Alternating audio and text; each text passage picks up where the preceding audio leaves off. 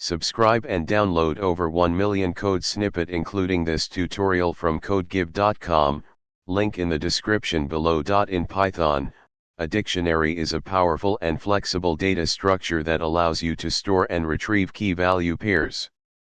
You can create dictionaries in various ways, including programmatically. This tutorial will guide you through creating dictionaries dynamically using different techniques. The simplest way to create a dictionary is by initializing an empty one. Later, you can add key-value pairs as needed. The dict constructor allows you to create a dictionary by providing key-value pairs as arguments.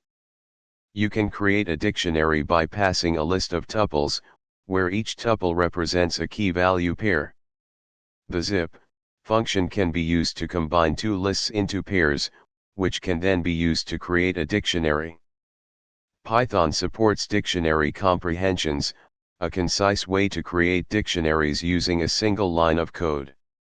Creating dictionaries in Python can be done in various ways, and the method you choose depends on the specific requirements of your code.